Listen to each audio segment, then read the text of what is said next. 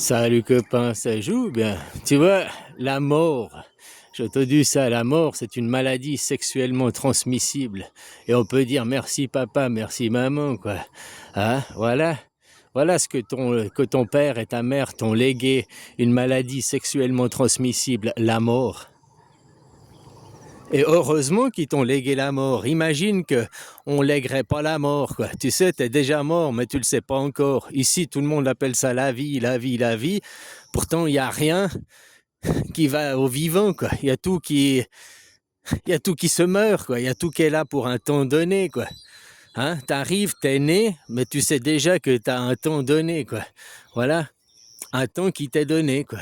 C'est pas infini. Heureusement, parce que t'imagines, dans ce monde où on vit le capitalisme, le monopoly, passer une vie au SMIC, passer une vie dans la misère, c'est déjà bien assez. Mais imagine si ta vie, ce serait 1000 ans. Ou l'éternité, quoi. Hein, donc il y aurait toujours les riches, les pauvres, et puis toi, t'aurais pris pour perpétuité, quoi. Bah, tu peux remercier au moins ton père et ta mère de t'avoir légué cette maladie sexuellement transmissible qu'est la mort, quoi. Maintenant, qui te l'a légué, ton père ou ta mère? Eh ben, c'est le Créateur. C'est au moment de ta création. Comme je t'ai dit, le père et la mère, c'est l'alliance de Dieu et de Satan. C'est Dieu et Satan s'unissant, et quand ils s'unissent, ils deviennent créateurs. Ensemble, les deux ensemble sont créateurs. Dieu tout seul ne peut pas créer l'enfant. Satan tout seul ne peut pas créer d'enfant, quoi. Il faut que Dieu et Satan s'unissent pour devenir le créateur et créer l'enfant. Et au moment où il y a la germination, où il y a la création, où il y a l'enfant, alors un temps t'est donné, la mort sexuellement transmissible. Même dans le ventre à ta mère, au début de ton développement, t'es déjà voué à mourir, quoi. T'es déjà mort, mais tu le sais pas encore. Tu vois, c'est comme une graine. Une graine, tant que tu as la graine, tu la gardes dans ta poche, ou bien rangée avec les graines, quoi. Tant que la graine, elle a la vie en elle, elle a le potentiel en elle. Dans tes spermatozoïdes, il y a le potentiel. Dans les ovaires, il y a le potentiel. Enfin, il y a un différentiel du potentiel. Puisqu'il faut l'autre différentiel pour pouvoir créer le tout du potentiel, quoi, devenir le créateur. Tu vois ce que je veux dire? L'ovaire n'est qu'un potentiel, la masse négative ou la masse positive, hein, et puis les spermatozoïdes sont l'inverse. Les spermatozoïdes, la plus petite cellule du corps humain. L'ovaire, la plus grosse cellule du corps humain, quoi. Tu vois les différences aussi, quoi. Mais deux sont que deux demi-potentiels qui doivent s'accoupler, s'unir pour arriver à créer. Et au moment où il y a la germination, tu vois, c'est comme la graine. La graine a le potentiel d'avoir la vie, mais pour ça, il faut la mettre en terre. Hein, la terre, c'est l'ovaire, la graine, le sperme, on peut aussi voir ça. Elle a tout le potentiel en elle, mais il lui faut aller dans la terre et germer. Et au moment de la germination, elle est vouée à la mort. T'es plus voué à la vie. T'es voué à la vie tant que le potentiel est en toi. Tu comprends ce que je veux dire? Même si on prend l'univers, c'est la même chose. Tant que c'était un Big Bang, qu'il n'avait pas explosé, que c'était une singularité toute concentrée, il y avait tous les potentiels existaient. Mais au moment où le Big Bang il a fait boum, eh ben on dit qu'il y a 4 milliards et demi d'années, non 13 milliards et demi d'années, 4 milliards et demi c'est la Terre. Puis on dit que dans 13 milliards et demi d'années, il finira aussi, quoi. Le potentiel n'est pas infinity, quoi. Toi, un jour cet univers s'écroulera, quoi. Bon. Ça, c'est ce qu'on veut aussi nous dire, la science, c'est peut-être aussi, hein. Voilà, quoi. Ce qui est sûr, c'est que, oui, un jour il s'écroulera, quoi. Comme ta vie, un jour s'écroulera, quoi. Comme les arbres. Après, c'est juste le potentiel énergétique qui est différent. Voilà, quoi. Un jour, il se reconcentrera et il se réexplosera comme toi. Un jour, tu redeviens poussière, donc tu te reconcentres sur toi-même, donc tu redeviens un atome, un spermatozoïde. C'est le plus petit des atomes, la plus petite cellule, mais le plus petit atome, quoi, qui a la plus petite cellule du corps humain, quoi. Hein? pour te reconcentrer, pour redevenir, te recréer, quoi. Tu vois, c'est les paradoxes dans la création aussi. Il y a tous les croyants, ils ne croient pas à la réincarnation, les catholiques. Pourtant, ils croient au paradis ou à l'enfer. Donc, croire au paradis ou à l'enfer, c'est croire à la réincarnation, mais par voie indirecte. Ils veulent pas croire à la réincarnation parce que la réincarnation, ça voudrait dire revenir sur Terre, revenir dans cet univers, pas forcément sur Terre, dans cet univers. Tandis que de croire à Dieu ou à Satan, c'est un autre univers. Mais dans les deux cas, ils croient qu'ils vont se réincarner. Au paradis ou en enfer, ils croient qu'ils vont se réincarner. Après, on leur fait croire que la réincarnation est au-delà de cet univers. Même pas sur une exoplanète, hein. Si tu crois à Dieu, ou à l'enfer ou au paradis, ça veut dire qu'il est... C'est où tu comprends que l'enfer et le paradis, c'est là sur Terre, et puis c'est ça, hein. Il y a la réincarnation, elle est là, dans cet univers, mais il n'y a qu'un endroit où réside la vie, c'est ici. Non, il n'y aura pas la vie sur une autre planète, quoi. Puisque toi-même, tu vois, c'est ça, l'ego te dit, oh, tu es qu'un simple petit homme et tout. Non, tu es un système planétaire. Tu as un système complexe.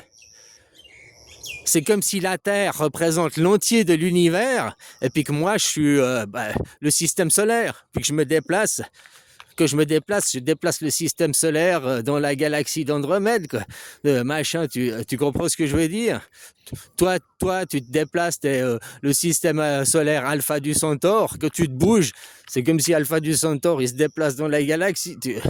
C'est pour imager, quoi. Chaque personne, ici, là, ton individu, ton ego, son immuable est à quelque part un système solaire. Et toi, ici, en tant qu'humain, tu es le représentant d'un système solaire. Tu as vu combien il y a de systèmes? Il y en a plus que 8 milliards d'êtres humains, hein. Parce qu'un arbre représente aussi un système solaire. Un arbre est un individu à part entière. Une forêt est composée d'individus. Une forêt, c'est une ville. Un arbre, mais un brin d'herbe aussi. Un brin d'herbe est un individu. Un oiseau est un individu, un chien est un individu, une fourmi est un individu. T'as vu le nombre d'individus qu'il y a sur cette terre, quoi? Hein? T'as vu le nombre de systèmes solaires qui existent? Voilà, quoi. On est tous représentés ici, quoi. Mais il y en a que une certaine partie qui... Il y a que l'homme avec son ego. La vénération à Satan, c'est la vénération de l'ego, se croire supérieur, se sortir. Non, je suis des élus, je suis l'homme, j'ai le droit de détruire l'humain. L'homme qui en a rien à foutre de la nature, qui en a rien à foutre, parce que de l'humain, c'est l'homme à 100%, quoi. La technologie nous sauvera, l'homme se sauvera, machin. Pendant des milliards d'années, on n'a pas eu besoin de technologie, on n'a pas besoin de ça. Regarde tous les autres humains sur Terre qui n'ont pas accès à la technologie, ils vivent en harmonie, quoi. Ils font pas des mines, ils polluent pas les cours d'eau, ils polluent pas l'atmosphère, ils vivent en harmonie. Le seul animal sur cette Terre qui n'est pas en adéquation avec son écosystème, avec l'univers, le seul animal qu'on peut créer de sataniste ici, c'est l'homme. Homme-femme, quoi. Voilà, quoi. On est le seul animal qui détruit. Pas le seul animal qui utilise des outils, d'autres animaux utilisent des outils. Sauf qu'ils prennent des bouts de bois, ils ne vont pas fabriquer l'outil, ils vont pas aller prendre du minerai, Tu vois, c'est aussi génial. Faut pas tout critiquer, on va pas revenir à l'âge de pierre, c'est pas ce que je veux dire. Mais ce que je veux attirer par là, c'est refaire prendre conscience de l'homme qu'on n'est rien et puis qu'on doit tout à Dieu. Ou à Satan, quoi. Puisque maintenant, l'homme, il vénère Satan, le moi-je, l'ego. Il n'y a que moi-je, mon ego. C'est tous du satanisme. Puis ça fait que vous restez des enfants dans la croyance. Voilà, hein.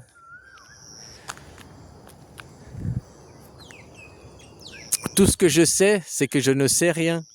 comme si c'est le bouton reset pour réapprendre dans ton cerveau, quoi. Et commence à réapprendre et réalise que, oh, il y a des dirigeants, il y a des guerres. Comme je te dis, la guerre qui est en train de se passer, c'est pour... T'imagines si maintenant on faisait comme ça, puis on te dit, ah ben Israël, maintenant c'est fini, l'alliance, le mariage Israël-États-Unis, séparé, divorce, et puis Israël, tu vas avec la Chine, et puis la Russie. Les gens ne comprendraient pas, les gens ils se révolteraient, les gens ils disaient, mais c'est quoi ces supercheries? Dans l'ingénierie sociale, tu peux pas faire comme ça. C'est pour ça que les choses se font petit à petit et puis qu'ils vont perdre la guerre qu'ils ont commencé à ouvrir. Parce que l'Amérique, tu fais comme tu veux. L'Amérique a attaqué sans justification. On va prendre, il y a deux mecs et puis tout d'un coup, il y en a un, il tape sur l'autre. Eh bien, celui qui a commencé à taper, c'est lui le fautif. Surtout que l'Iran ne représentait zéro menace pour l'Amérique. C'est comme si l'Iran, elle était là, à une table, en train de discuter avec ses potes, machin, ses potes, blablabla. Et puis d'un coup, t'as l'Amérique, elle arrive et bah, le fout une castagne, quoi, comme ça, quoi. Mais moi, je suis assis, je suis tranquille, je fous rien, et toi, tu viens, tu me pètes la gueule. C'est qui le fautif? Ben, c'est l'Amérique, c'est celui qui est venu puis qui a pété la gueule comme ça, sans raison, sans préavis, sans justification, juste parce qu'il a c'est le petit chien à Israël, et puis Israël lui a dit, vas-y, fais-le. Donc tu vois, ça permettra de briser l'alliance, ça permettra voilà quoi, de remettre la paix au Moyen-Orient. Puis la paix, c'est pas avec Israël, parce qu'Israël veut faire de quoi?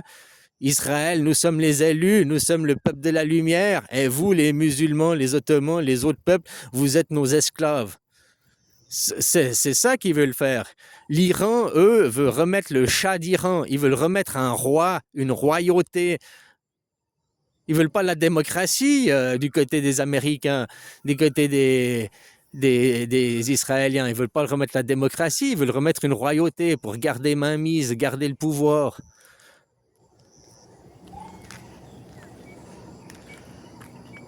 Comme c'était avant que ce soit les ayatollahs, hein, en Iran, il y avait des exécutions sommaires, que c'était le roi et tout, quoi. C'était pire que maintenant, quoi. Et eux, ils veulent revenir à ça, comme c'est les Émirats arabes, tout ça, des sultanats, des rois, quoi, qui gouvernent.